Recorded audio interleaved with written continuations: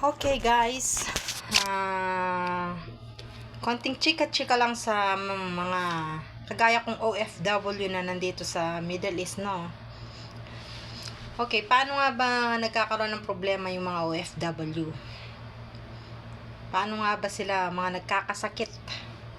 Paano nga ba sila nagkakaroon ng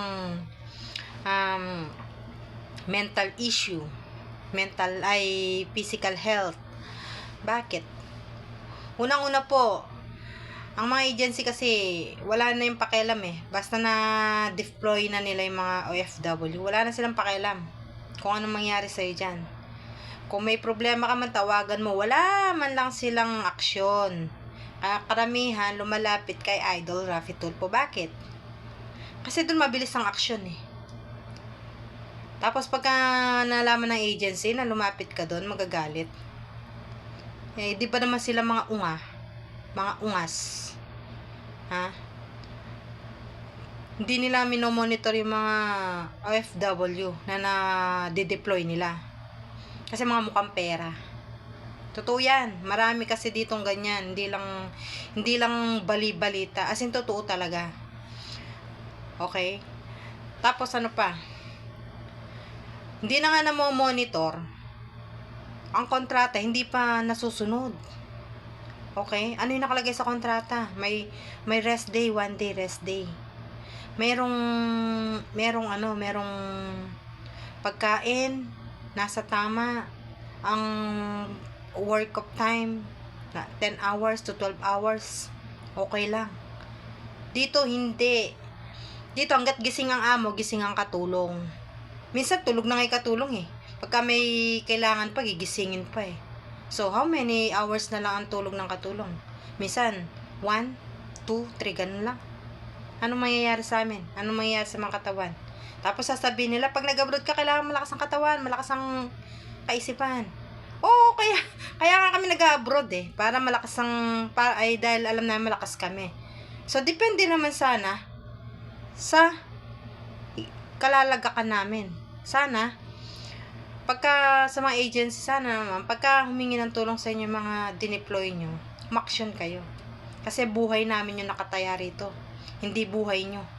Hindi nyo alam kung ano yung nangyayari dito sa loob ng bahay ng mga amo namin. Well, okay ako sa amo ko, wala akong problema. Doon sa iba kong mga nakikilala rito mga Pinay. So, hindi ko naman sila pwedeng pakialaman. Kasi, paano pakikialaman?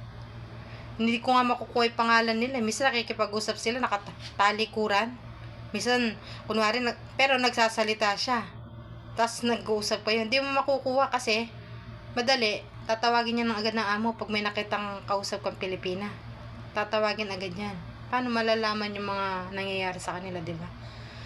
Minsan, sinasabihan ko na, kontakan mo na yung pamilya mo. Sabihin mo, may problema ka. Kung hindi ka ako, takbo ka na kay Sir Raffy Tulfo. Mabilis.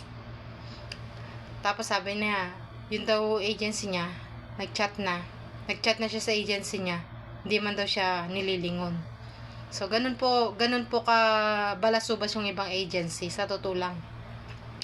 Ganun sila ka lupit sa mga, lalo na yung mga FRA dito, nako, pag binalik po dyan, kung ako po, wag na lang ibalik sa FRA.